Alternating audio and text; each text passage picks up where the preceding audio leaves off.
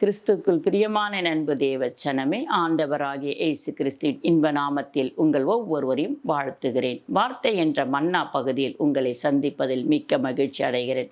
இன்றைக்கு தேவன் நமக்கு கொடுத்த வார்த்தை எரேமியா 31 14வது வார்த்தை. என் ஜனங்கள் நான் அளிக்கும் நன்மையினால் திருப்தி ஆவார்கள் என்று கர்த்தர் சொல்லுகிறார். ஹல்லேலூயா.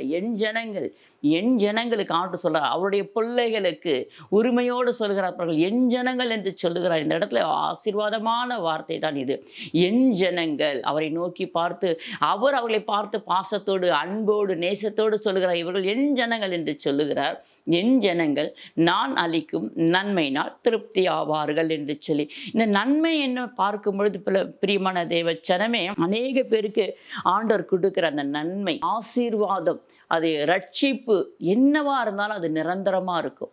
ஆண்டவர் ஒன்று தம் பிள்ளைகளுக்கு கொடுத்தார்னு சொன்னால் அது நலமானதாக இருக்கும், உண்மையாக இருக்கும், நிரந்தரமாக இருக்கும். அது கொஞ்ச நாள் இருந்துட்டு காணாமல் போகிறது அப்படி இருக்காது. கர்த்தர் நமக்கு கொடுத்தார்னு சொன்னால் நிரந்தரமாக இருக்கும். அது வேலையாக இருக்கட்டும், திருமண காரியமாக இருக்கட்டும், ஒரு வீடாக இருக்கட்டும், ஒரு சின்ன பொருள் கூட இருக்கட்டுமே, ஆண்டவர் நமக்கு கொடுத்தார்னு சொன்னால் அது நம்மக்கிட்ட நிரந்தரமாக இருக்கும், நல்லா இருக்கும், நன்மையாக இருக்கும். அதே போல் நமக்கு அதன் வித்து ஒரு ஆசீர்வாதம் இருக்கும். பிரியமான தெய்வச்சனமே, ஏதோ ஒன்று நம்ம ஓடுறோம், படப்படன்னு போகிறோம், எல்லாத்தையும் வாங்குகிறோம், அப்படி கிடையாது.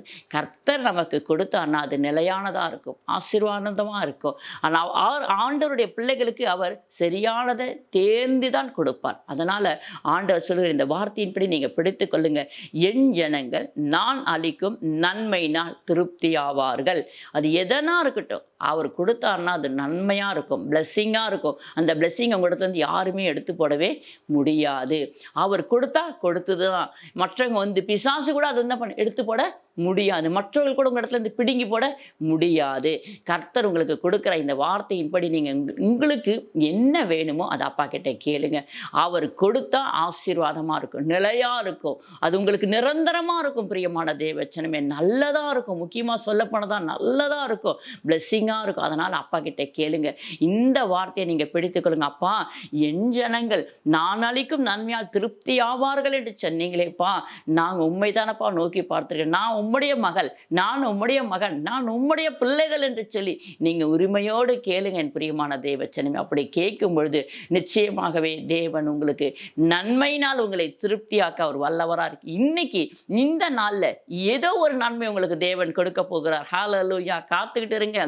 அப்பா கிட்ட கேளுங்க, விசுவாசத்தோடு வைராகியத்தோடு. அப்பா, நீங்கள் எனக்கு இது ஒரு நன்மை செய்ய போறீங்கப்பா, இந்த நாளில் நீங்கள் செய்ய போகிறதுக்காக உமக்கு ஸ்தோத்திரம் பண்ண சொல்லி ஸ்தோத்திரம் சொல்ல ஆரம்பிச்சுடுங்க. நன்மையை பெற்றுக்கொள்ளுங்க, விட்டு விடாதீர்கள்.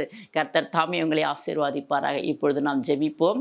அப்பாமை நாங்கள் ஸ்தோத்திரிக்கிறோம். நல்ல தகப்பனே, எமக்கு ஸ்தோத்திரப்பா. எப்பொழுதும் எங்கள் ஜெபத்தை கேட்கிறவரே, எங்களை தள்ளாதவரே, எமக்கு ஸ்தோத்திரம், ஸ்தோத்திரம், ஸ்தோத்திரப்பா. உம்முடைய பிள்ளைகள் விசுவாசத்தோடு வைராகியத்தோடு இடத்துல கேட்கிறாங்கப்பா.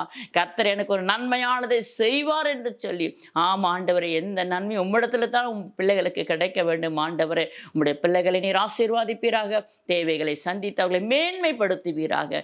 என்னென்ன காரியத்துக்காக உங்களுடைய சமூகத்தில் காத்திருக்கிறாங்களோ உங்களுடைய பிள்ளைகளை கொடுத்து நீர் ஆசீர்வாதிப்பீராக. இயேசு கிறிஸ்துவின் நாமத்தால் ஜெபிக்கிறோம் நல்ல பிதாவே, ஆமென்.